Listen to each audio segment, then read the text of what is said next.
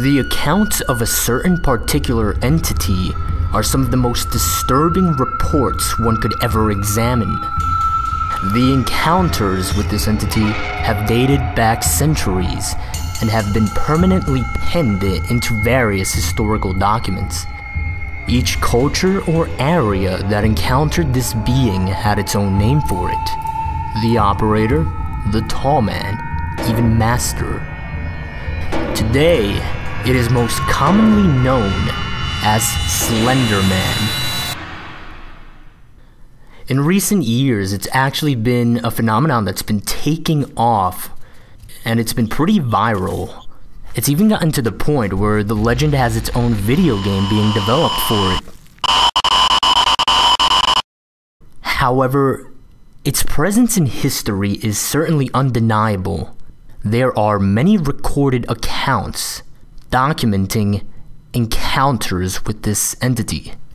One such disturbing account, stemming from a German journal dating as early as 1702, writes, "My child, my Lars, he is gone, taken from his bed. The only thing that we found was a scrap of black clothing. It feels like cotton, but it is softer, thicker. Lars came into my bedroom yesterday screaming at the top of his lungs that the angel is outside. I asked him what he was talking about, and he told me some nonsense fairy story about the tall one. He said he went into the groves by our village and found one of my cows dead, hanging from a tree. I thought nothing of it at first, but now he is gone. We must find Lars, and my family must leave before we are killed. I am sorry, my son. I should have listened. May God forgive me." Despite different cultures attributing different names to this being, all descriptions of it share some very common traits. The Slender Man is described as being a tall man. In many reported experiences, it is said to have the appearance of wearing a black suit and maybe even a tie. Now, there's an important distinction to be drawn here. If this being indeed wears a suit, it can be concluded that it has an awareness and some sort of intelligence. However, if it does not, and it just seems to have the appearance of doing so, then it's hypothesized that it has a natural ability to merge in its surroundings, and in this case that would be with our society, our culture. It may be why this entity has even been evasive for so many centuries, despite an ever-evolving and ever-changing culture. It is also reported as having no eyes, no mouth, no hair, and no distinguishable facial features. Different reports describe it as ranging anywhere between 6 to 15 feet in height. Its behaviors vary from report to report. It has reportedly stalked victims, in some cases for years.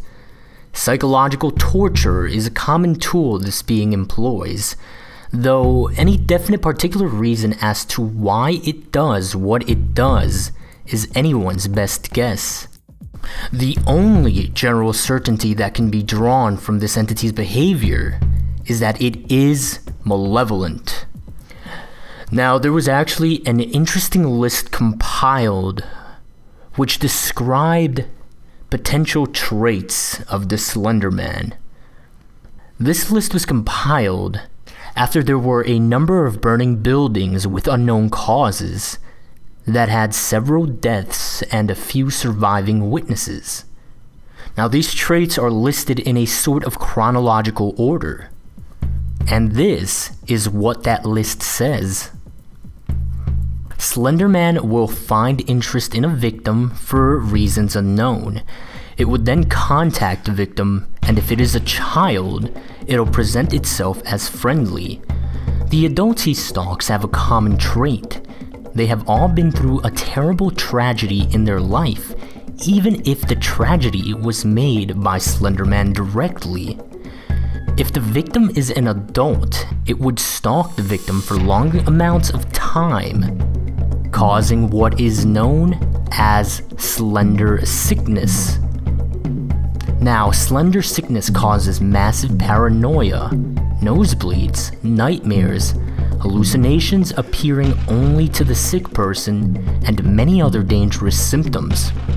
Eventually, and this is where it gets disturbing, eventually it would abduct the victim into whatever nearby forest there may be, where they would be killed.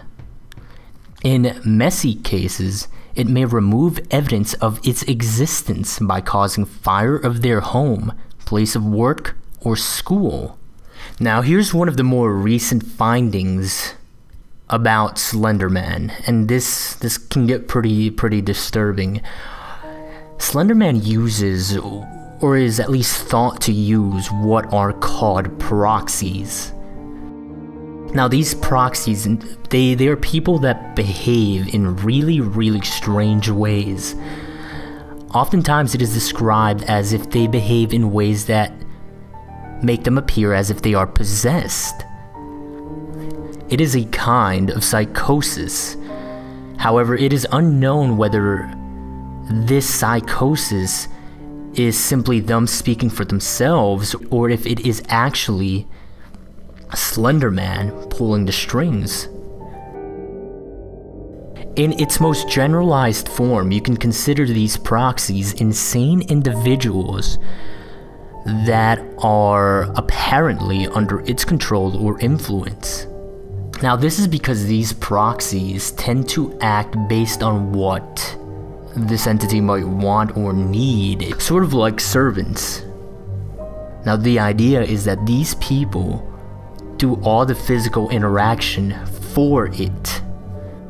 Quite significantly here is the idea that they might even destroy or even leave evidence for it.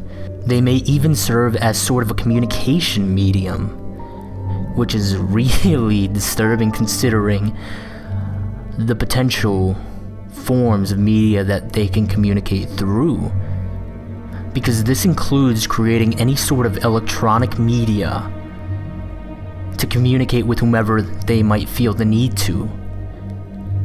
So it might be possible that there are videos or files out there with communication from it.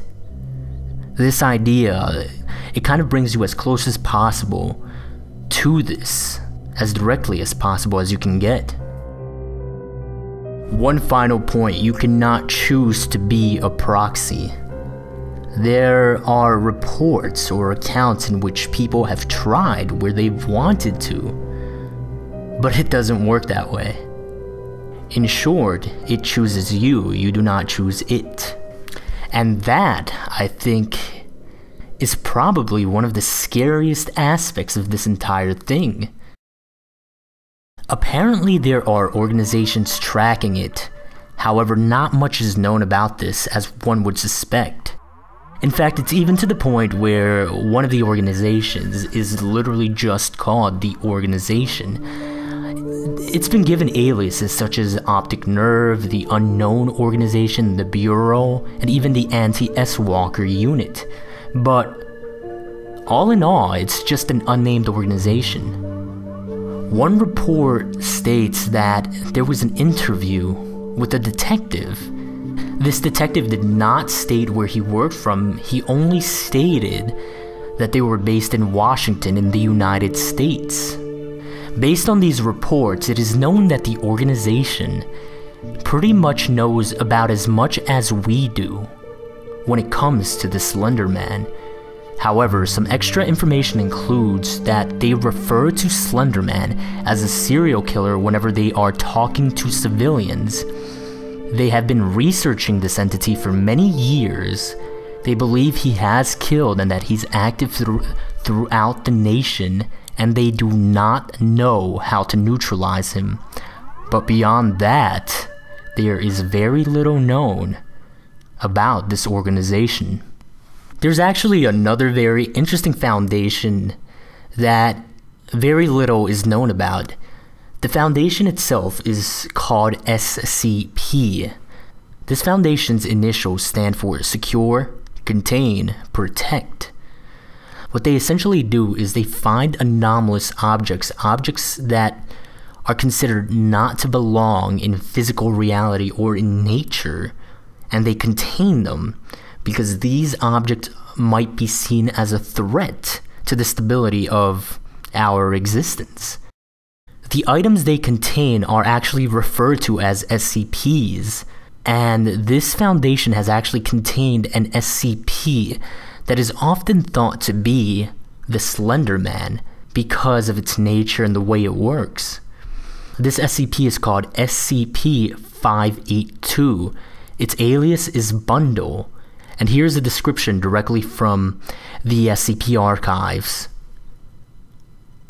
SCP-582 is an adaptive, self-propagating meme in the form of an entity most often referred to as blank. It's blanked out. SCP-582's primary ability is passive reality modification. Any fictional account written about SCP-582 will become a factual record of a manifestation of the entity in which SCP-582 will carry out all actions attributed to it in the narrative. These manifestations will happen at whatever time and place is specified. If no specific location or time is given, the manifestation will occur at any opportunity that will meet the narrative's criteria. Now here's what's really interesting about how they are handling this, and for this reason we are here in the video solely referring to this SCP by a factual name in which no narrative can be established. This is how they're handling it. It says, all major internet search engines are to be monitored for any references to SCP-582 under any of its known names. Copies of all media relating to SCP-582 are to be stored in Secure Archive 582. The original sources of these materials and all records regarding the individuals responsible for the creation of such are to be expunged as outlined in Document 582-RP. Now here are the specifics of how this relates to Slender Man. This SCP has been noted to share some abilities as Slender Man. For example, it appears or disappears at any place or at any time. But according to the SCP Foundation, Slender Man does not exist. And that's probably one of the more fascinating reasons. In the past decade, there have been increased reportings of encounters with the Slender Man. There is one interesting connection to note with another reported entity known as the Rake. Now, the Rake gives off what is known as sigma radiation. This is a type of energy signature that was unknown when it was first discovered, and it's still under investigation. This energy signature is not exactly radiation, but there was no other way to name it. It was something that was unknown. It was something new. And so sigma radiation was given as a way to label it and to identify it. This was found in the bloodstream of victims of the Rake. What's interesting here, and its connection to Slender Man, is that Slender Man, in one or two cases, maybe a few, left behind what was a sort of fabric, a piece of cloth, and this cloth gave off that very same energy signature. Now, more information will be compiled for a future summary video of what the Rake is. But because of all of this, it is thought that there is some relation between the Slender Man and the Rake. There have even been mentions of a modern cult who worships the Slender Man, who see him as some sort of holy being and that his actions are a blessing. The Slender Man is certainly one of the most notorious entities in existence. Quite possibly the most disturbing aspect of investigating the Slender Man is the inexact nature of its origin. Its malevolent, mysterious nature is one that garners a lot of deserved attention. This is what we know so far. There is still much to learn. New information is acquired and new hypotheses posed as further investigation is done. However, the costs of the little we find out are great, for there have been a startling number of victims and disappearances in recent times. Yet all information is valuable, for if we do not know or understand how this entity operates, its motives, its purpose, how could we ever hope to escape it should we be misfortunate enough to encounter the Slender Man for ourselves?